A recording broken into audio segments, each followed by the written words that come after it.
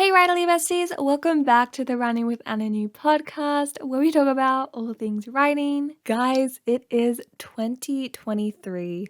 Wow, I am so excited. I can't even remember when I started this podcast, but I feel like it's been not even a year yet. So it is still exciting, of course, being in a new year and having this podcast continue on. But yeah, today we're going to be talking about how to have a good writing year and how to like achieve your writing dreams in 2023. And I have a lot of good advice for you guys today, and just like kind of my own sort of way I am going about, achieving my writing goals and getting really down into the nitty gritty about, exactly how I'm doing that and how I plan to achieve all that I need to in this amazing year. So let's go ahead and get straight into it. I do want to first, before we get straight into it, just kind of say that, by the way, I do have a video on my YouTube channel if you want to go ahead and check that out, where I talk about my writing goals for 2023 for the new year, and I love that video. A lot of people liked it too, and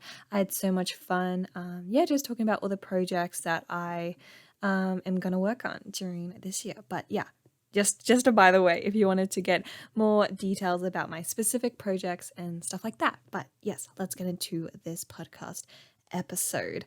Okay, so the three main things you need to be thinking about during your planning sort of phase and during the first month of your writing year is these three things. It's one, motivation; two, your goals; and three, your plan, your game plan, right? These three things, it's what's going to get you through the year and get you, accountable for your word count, get you motivated to actually write, and a clear sort of, track of like where you're going and where you want to be in a few weeks, in a few months, in a year. So yeah, with those three things, I'm going to kind of share about the other three sort of things that you can use as kind of like subcategories in terms with your goals. Because of course, we're talking about how to have a good writing year. So of course, you're going to be needing motivation. Of course, you're going to be needing some goals. Of course, you're going to be needing a plan. So I'm going to be teaching you how to do that, and that's to split that whole thing into three different parts in order to achieve your writing goals and really organize your different projects. So the first thing is, I call it projects. So the first thing you're going to do is to list in a document, in whatever you really use, like maybe a writing novel. If you literally use a physical book as a author, as a writer, you're cool. You're just naturally cool. So if you do have like a journal or like a little dream journal or goal journal, use that. You're going to be writing projects at the top and listing all the projects you want to work on this year, because of course maybe you only really want to write one project this year, or maybe two, or maybe three. Be very specific with the project names, sorry, as well. Like if you have Project Prison, for example, which is the project I'm working on right now, and also put in brackets sort of like, are you plotting it? Are you going on draft one, draft two?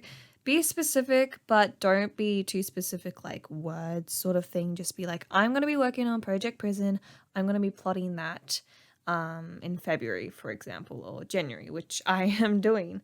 So yeah, list your projects, the specific projects that you want to work on, all of them, and you can be kind of very like what's the word? Like very brave, very brave.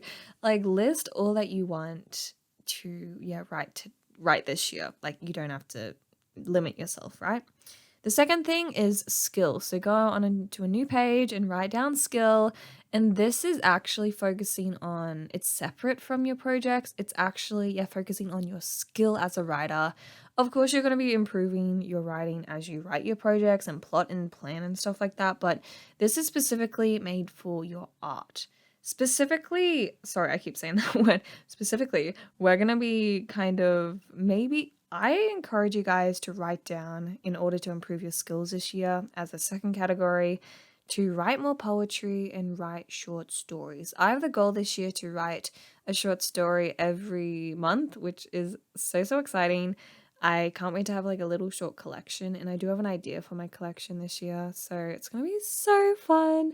Can't wait. But of course, poetry, sorry, is gonna help. Or you can maybe, write down, read this many books, or read this author who you're very inspired by, or just like other things that can improve your skill. It doesn't have to just be writing. It can be like maybe challenges, writing challenges, or trying a new routine. Like these are all different goals that you can keep in mind for your skills.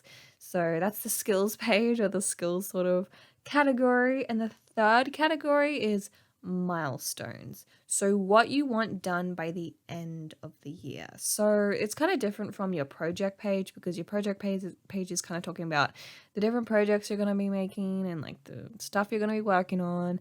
But your milestones is all about, you know, what you actually want to achieve by the end of the year. So you can be like, I wrote this book, I plotted that book, I'm making progress, and blah, blah, blah, blah, blah. So that's a really, really good thing. In your milestone page, I don't know if you are actually going to be making pages. Again, I'm just kind of speaking out loud here, but this is just what I have on my plan for this episode. So yeah, in terms of the milestones, you're going to be looking at specific goals. And I know I said before, like, don't be too specific, like word count stuff. But this is where you're going to be specific in regards to time. I'm not sure if you guys have participated in NaNoWriMo, but it worked for me so much last year, to the point where I have decided to have a monthly sort of rough plan for all my projects. So basically, I am alternating between months. So month 1, January, I'm going to be plotting, is a plotting month. So I'm going to be plotting 2 projects, Project Prison and Project CZ. In the second month, I'm going to be switching over to writing. So a plotting month, then a writing month. And on the writing month, I'm just going to be focusing on one project. And that specific project will be Project CZ. So do you see where I kind of get there? I plot by months. And of course, it does depend on what you want to do. Maybe it takes you longer to plot or write a book. Like, it doesn't have to be, it could be like 3 months, for example. But I think 1 month is a great time, especially since plotting doesn't take as long as a time for me. So plotting helps me as well, because, it's not as, you don't have to focus too much on one specific project, because it's good to alternate. So by using that sort of strategy, that's what I'm going to be doing, in order to really plot month by month, and alternating that I'm going to plot, I'm going to plan, and then I'm going to write. It's just kind of like a switching of gears sort of thing, and I have more time to focus on, different things like my skills, my skill sort of page I was talking about.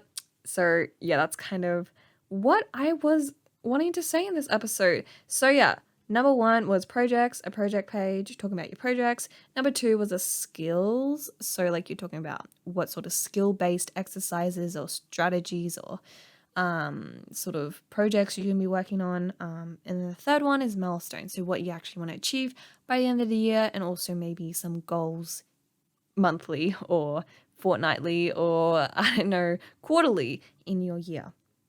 Okay, the last thing I want to tell you guys and kind of, share with you is the idea of the main goal I want you guys to have this year. I know it's kind of cliche and a lot of writers say it, a lot of author tubers say it, but I really, at least I am I'm trying to write every single day. And of course, you might be like, Anna, that's ridiculous. You're going to kill yourself. And I'm like, yeah, no, but I literally had the goal this year I'm trying to manifest the idea of writing becoming a lot more effortless for me, something that I just naturally do in the morning. So I don't know if you've seen my Instagram stories, but I've been updating you on there for like ever since the the year started. Sorry, I still have COVID, so sorry if my voice is extremely ridiculous, but bear with me. But yes, I hope this year to kind of train my brain to, just effortlessly write. And by doing that, I'm going to be writing 2 hours every single morning. No matter what project, no matter what I'm doing, no matter if I actually write anything, I'm going to be sitting at my desk writing for 2 hours every single morning, so I can literally shoo procrastination away from my brain. I'll be like, shoo, go away. So I'm literally trying to train my brain to make writing just a natural thing I do in the morning, which is going to be life changing. And I know it's going to help so much in my consistency and the progress I make in all of my projects. And I am beyond excited, and it's been working. I've been writing so much during the mornings now, and I've become like a morning writer, and it's so good. Especially since I am on uni holidays, I feel so blessed that I have the time to do it. But yeah, the last thing I do want to kind of say with that is when you do have that sort of idea, a lot of writers, I'm kind of diverging, not really, but some writers do say like, you should write every day at 7:30, at 6 a.m., write every day, this time, this time.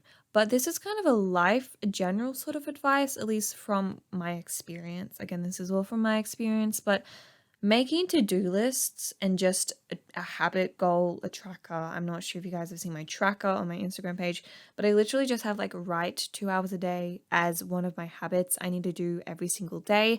It doesn't have to be in the morning. It doesn't have to be at 7 a.m. It doesn't have to be right after my morning walk. You know what I mean? Flexibility is so important because creativity needs to be flexible. I'll say that again.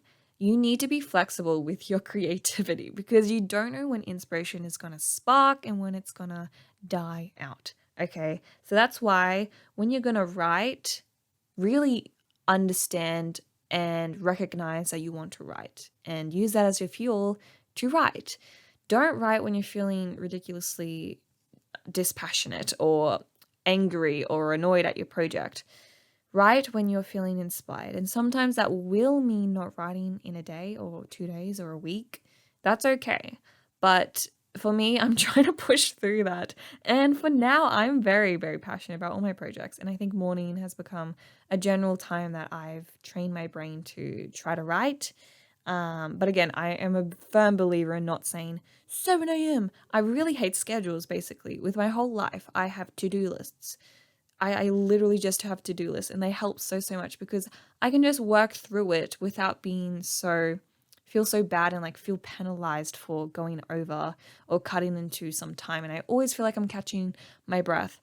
So to-do lists are your best friend. Girl, it's your best friend. Even if you do want to make a smaller project, goals or sort of like goals for the day, like, oh, hit this many word count, just have that, but don't say bye in 30 minutes. Like, be flexible with your creativity. I think that's just a main part I do want to, just touch on just there.